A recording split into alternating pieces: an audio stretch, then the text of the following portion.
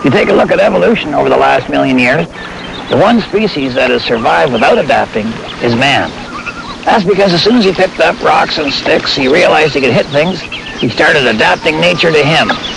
That's why men fly into hurricanes. That's why they build their homes on earthquake fault lines. That's why they turn rainforests into malls. That takes some kind of an ego. We don't just stand back and admire the glory of the universe. We figure we can improve it. It's not smart or correct, but it's one of the things that makes us what we are.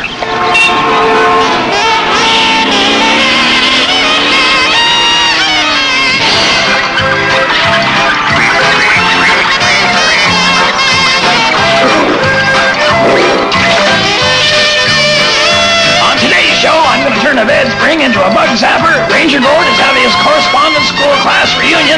Glenn and I are going to pinstripe a boat. And then Bill's going to take an unexpected jog in the forest. I'm going to show you how easy it is to work with the self-sticking floor tiles. And now let's meet a man who still looks like his grade 6 picture, even though it was taken almost 7 years ago. My uncle, Mr. Radley!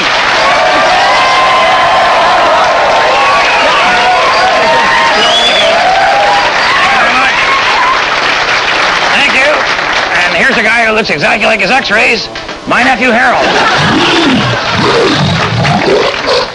See what happens to teenagers when they're not allowed to use heavy equipment? We had a big week this week up at the lodge here. The bunch of us took the roof right off of Buster's house. Now, Buster's has some great ideas, but this one is really super. Oh, yeah, better than his underwater pool. Better than his lightning trap. Better than his surface-to-air clothesline.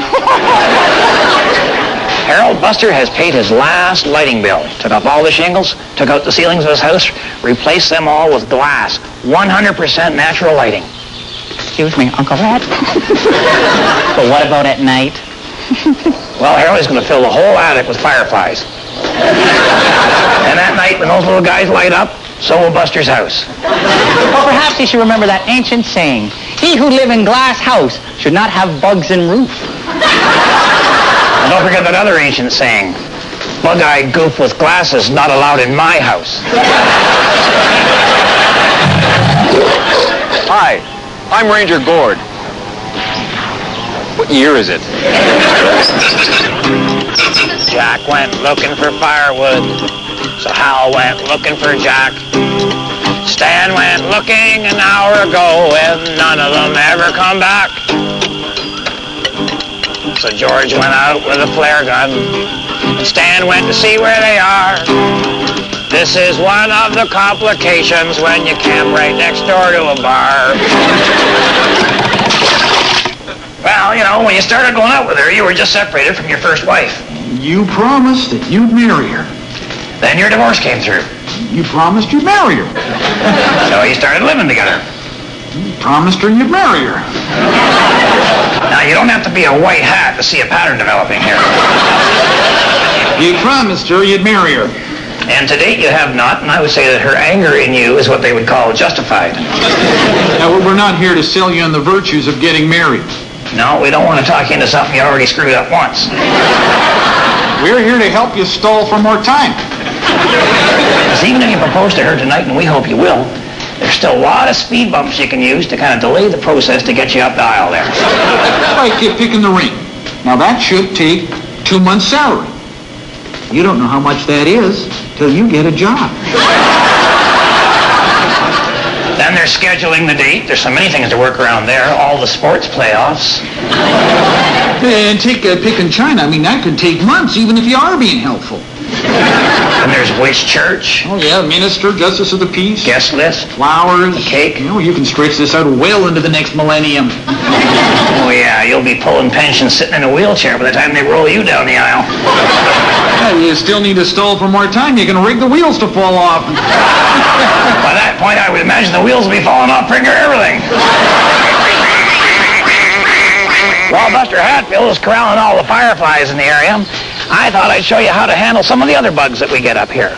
I'm assuming you can still kill insects without offending a lobby group of some kind.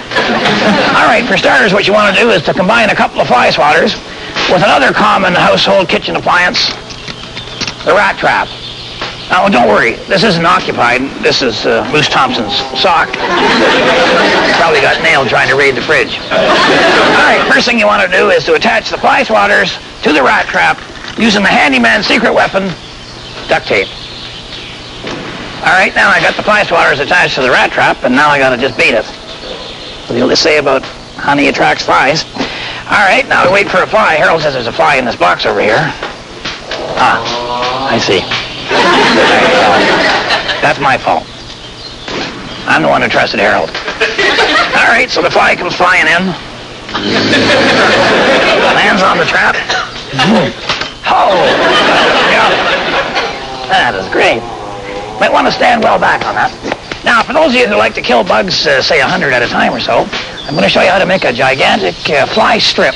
What you're going to need are some of these peel and stick floor tiles that you got left over from that kitchen project where you measured wrong, multiplied wrong, converted to metric wrong, and then didn't let your wife choose the pattern. All right, now you're going to need something to stick these things onto to become your fly strip. Something big. I'm thinking window.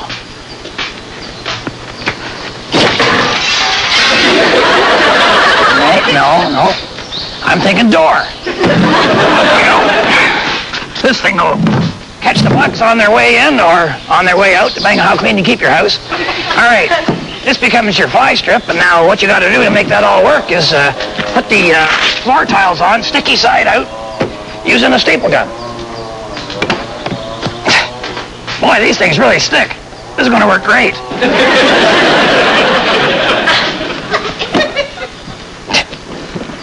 Oh, man.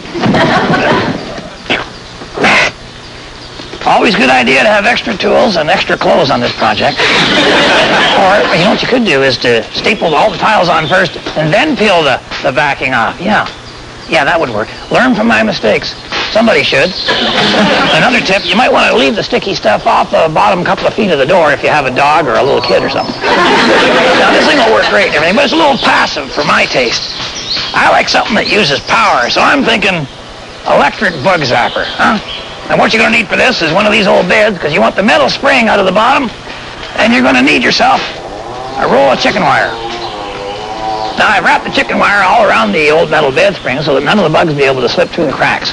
What you want to do is to hook this whole rig up to the biggest power box you got in your home. I'll tell you, the neighbors will have something to talk about here. If they can hear themselves or the sound of bugs frying. Remember, women don't find you handsome. They should at least find you handy. Let's see if we got any flying pests around here.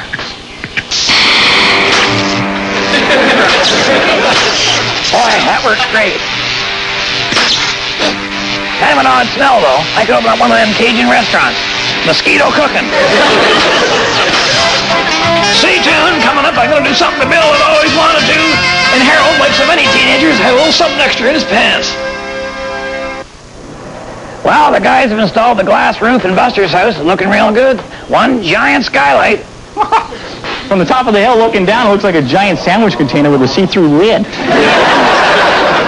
It's tight, it's dry, and it's ready for the fireflies. Buster figures a couple of 100,000 will give them enough light at night and then privacy during the daytime. And Mrs. Hadfield is a lovely woman, but you just don't want to see a lot of her before 10 o'clock in the morning. Well, where's Buster going to get all these fireflies from? He's paying for them, Harold. Penny apiece. I figure I'm going to make a few bucks with this jar right here. Oh, Uncle Red. When it comes to catching bugs, I am the champ. Yeah, that's true. They're drawn to you like flies to something or other. Maybe when the bugs see you, they think it's a family reunion, Harold. Or maybe it's because I'm an ichthyologist. Boy, there's a fancy word for doofus. Portions of this show would have been brought to you by Braxton's Marina, but we're having an off year. Oh, it's a good one. Lost, a large European Lycosa tarantula. Oh. That sounds interesting. Also known as the tarantula spider. Oh. Okay, it escaped from a cage, likes dark, warm places. Contact Stinky if you see him, or if you suddenly feel a painful, sharp bite. Gross me out. What's that?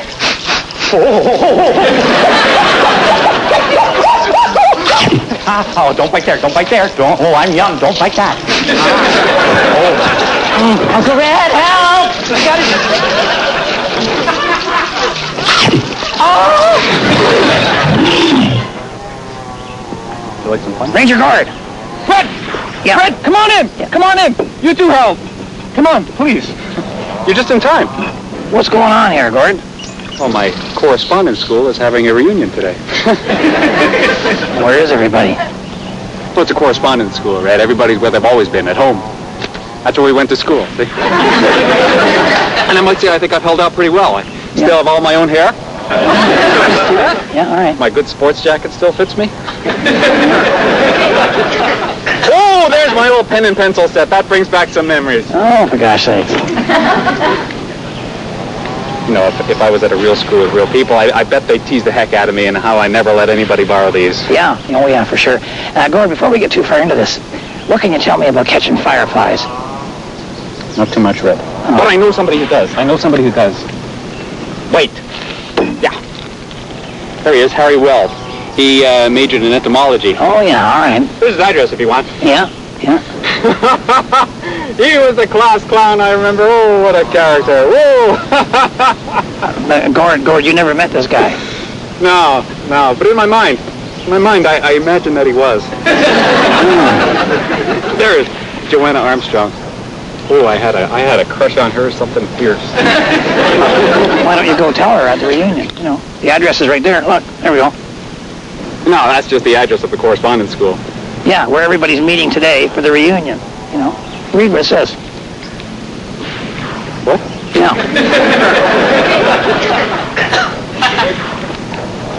Oh.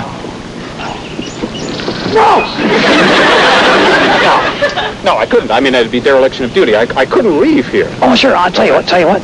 I'll cover for you for a day, won't you, Harold? No. It's my duty. It makes me who I am. Yeah, that's for sure, Gord. Some punch? Harold, you want some punch?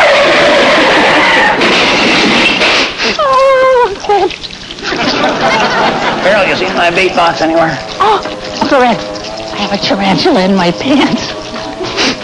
No thanks, gonna use dew worms. Help me, please. Oh, help me. What? Speak up, Harold. I have a huge killer tarantula in my pants. What is with you young people? First you got the earrings, then you got the nose rings, now you're putting killer spiders in your pants? Lycosa tarantula, warm, dark places, sharp, painful bites. Well, why is it in your pants, Harold? Don't they feed those things? All right, don't worry about it. I'll get it. Where is it? In the back, left side. All right, hold still. Hold still.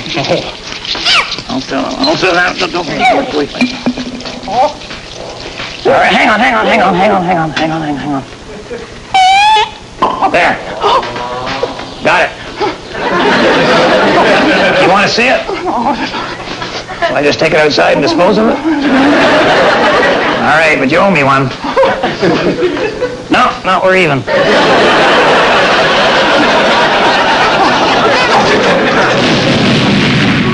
Well, it's time for Adventures with Bill. What do you got for us today, Bill? I don't wear hats. Not that kind of... Oh, I see. Oh, it's a beekeeper. Oh, a beekeeper. Oh, boy, I don't know. You're going to be a beekeeper, Bill? I don't know. I've always been kind of leery about bees. Oh, my gosh, look at that hive. Oh, boy. Stay back. I'm not allergic or anything, but I want... Oh, man.